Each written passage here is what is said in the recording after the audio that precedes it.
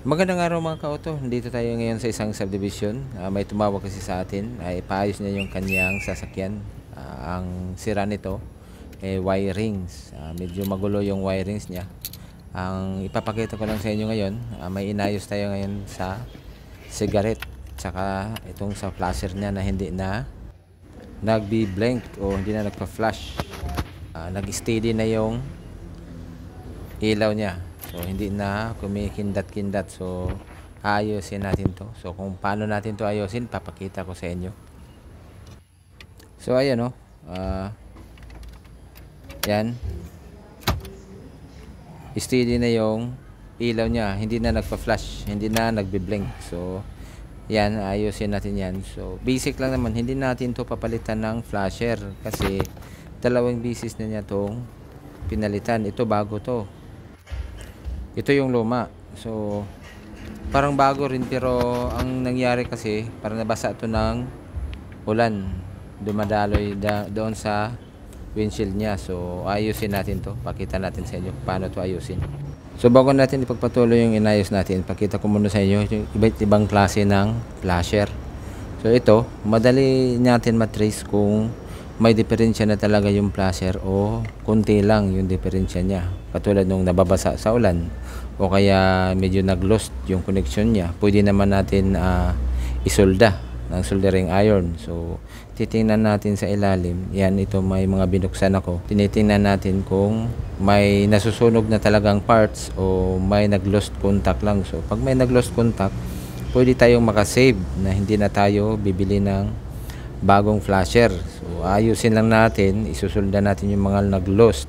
Katulad nung ang dahilan nag-ground yung bulb. So, nasusunog yung dito sa parts ng IC o di kaya transistor o timer. So, dito tayo, katulad nitong inayos natin, yan, may nakita ako ditong nawala yung contact ng diagram. Medyo naputol o kaya dahil sa kinalawang, dahil sa tubig, yan, nawala yung linya niya. Yan, medyo bumigay diagram.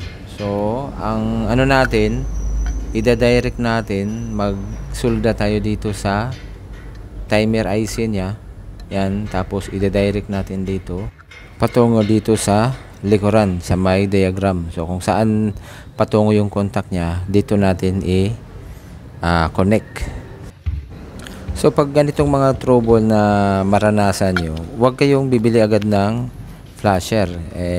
Kung yun lang naman ang problema na yung contact lang nawala, pwede na naman natin na isolda lang. Huwag na tayong bibili. Pero kung may pera kayo o gusto nyo gumastos, okay lang, bili kayo. So, dito na tayo. Ayan, ito na yung kailangan natin. Soldering iron. Meron tayong soldering wire. Yan, may nakabox na mga parts. Habang pinakainit natin tong soldering, yan, pakita ko sa inyo, dito tayo sa subdivision. Yan, tinawag lang kasi tayo. So, dito tayo sa labas, nag-aayos. Ayan, so hintayin natin na bumaga. Tapos, isolda natin yung kung saan ang contact niya. Kanina yung pinakita natin. So, ayan, ito na. Nasolda na natin, yan. Nag-jumper lang tayo ng wire doon, galing sa timer IC patungo dito sa may diagram na naputol yung linya. Ayan. So, ito na yung sinolda natin. Ayan.